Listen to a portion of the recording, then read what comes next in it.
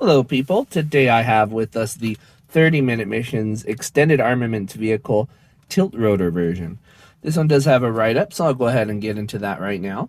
This is an extended armament vehicle used to transport military weapons such as XMAC units and fuel and materials.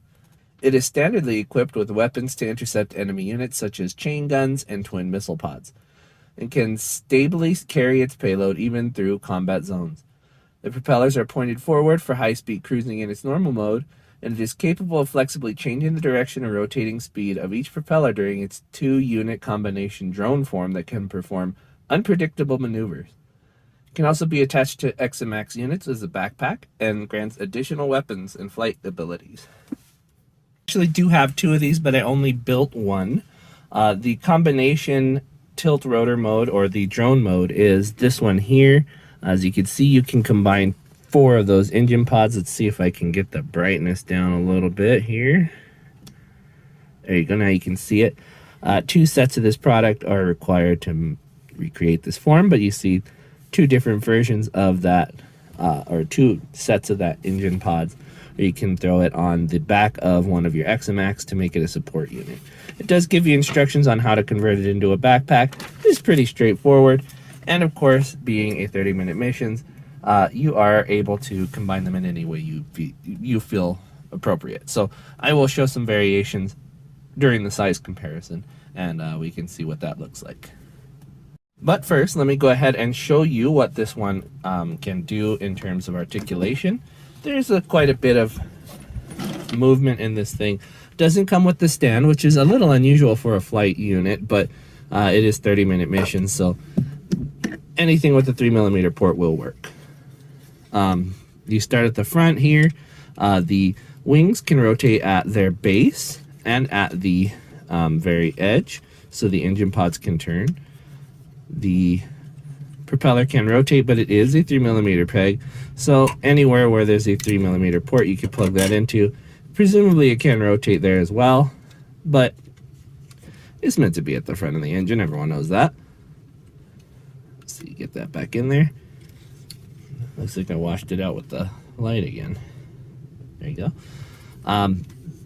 There is a machine gun pod inside that can be moved on the C-clip up here at the top, so that rocks, and then a C-clip here at the bottom, which allows you to maneuver it down here.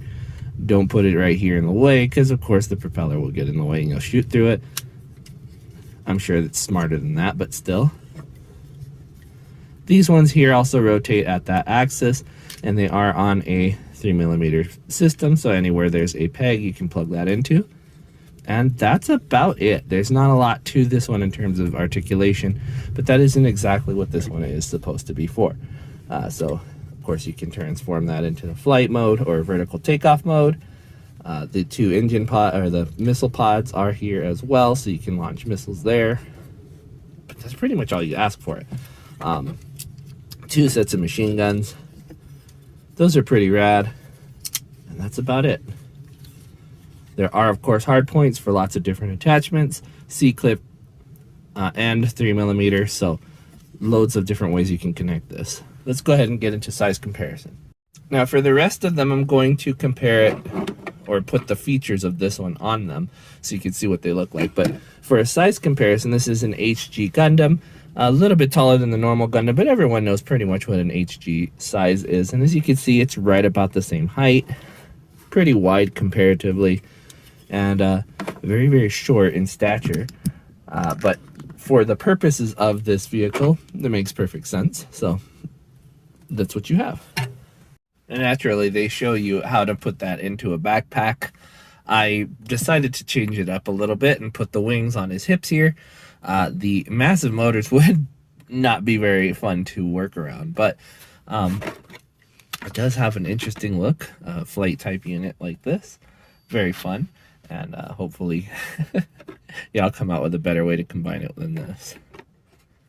This being an Alto from 30-minute missions, just like the last one, it is in 1/144 scale, just like the tilt rotor is. So it is something that can be combined to scale, but also, of course, in size. So size comparison wise, you can use it with the 30-minute missions, no problem. Right, if you've ever watched my channel before, you've seen my Jinrai in 1/100 scale. You can see here that actually the tilt rotor wings and engine pods actually work very well on the Jinrai, even though he is 1/100 scale. They still work together size-wise. Maybe want to flip those over and make them a little more streamlined, or put them on his feet, but I think right here on the shoulder is probably the best place for them. He doesn't have 2 pegs in his back to use the 30-minute missions 2-peg style, but this one is also replicated in a lot of high-grade Gundams as well, so you probably use that for those, as well as this side here, so you can plug that in, but it doesn't work on him. He only has 1 plug in the back. You know, I forgot about it earlier, but there's actually a part that puts the front end of the plane to the back end, and it has one 3mm port in the middle that you can use to put a bit of sprue at 3mm to plug into one port and turn it into 2. That's a pretty common thing for 30-minute sisters to have. So she could actually have this on her back as well as these on her legs, and it might look a little bit funny, but I've seen weirder things in some of the animes that are out there as far as like combinations of airplanes and women, girls, whatever. This is the frame arms girl architect, and she is in roughly 1/12 scale. It does work pretty well with these. Maybe they're a bit big, maybe they're a bit small in terms of wings, but you know, with the power that they can make, of course you can fly them as far as you'd like. One of the cool things about having parts and model kits in different sizes and scales is that you can get things like this. Now, that's a 1/24 scale governor from the Hexagear brand from Kotobukiya. I didn't expect them to fit so well in the on this thing. The 3mm ports, of course, lend themselves well to holding him onto there while it is in a steep dive. He's ready to fire on his enemies, and the drone is about to crank its angle way up, and he's probably going to fly off, but that looks pretty good there. Another thing about having these massive difference in scales is that sometimes they don't work out. And now this is 1/144, this is 1/100, this is my Alex Gundam Master Grade. As you can see, it's a big size difference in terms of actual size. You know, this one is a bit smaller, but they're not very compatible with each other, as these ones don't have a lot of 3mm ports or pegs.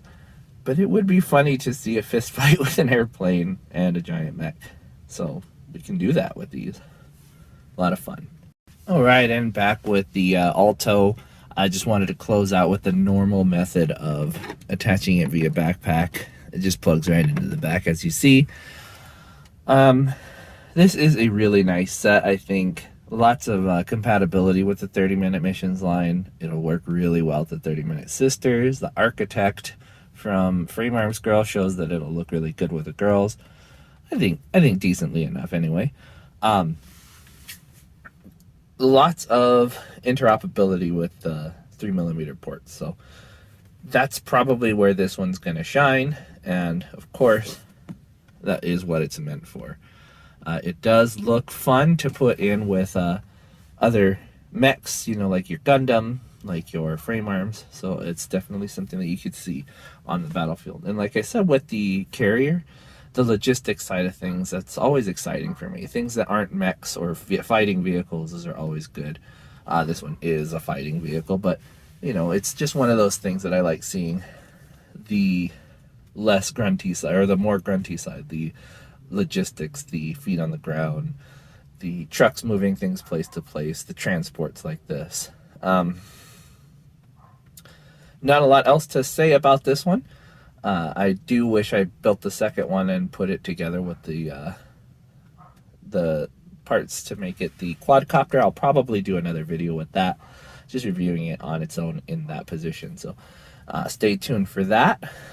And other than that, if there's anything else you'd like, go ahead and leave it in the comments. Things that you'd like to see it combined with, there is a picture of it with some weapons.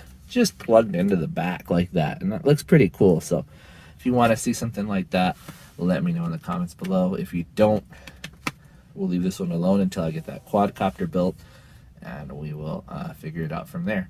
But as far as the price, I think it was $15. Not terribly expensive, but they are creeping up. The first, what are they called? Extended armament vehicle was $10. And the dog was $10. The egg boy was $14. Now it's $16. So they are creeping up. So get them before they get too expensive. This is probably, I mean, I've seen them, the new one that's coming out. Did you guys see the live stream? I did. I'm thinking that one's going to be even more. So probably best to like get it while you can. But this one was all right. I think a decently priced $15. I think it should have been cheaper. There's not a lot of articulation or a lot to do with it.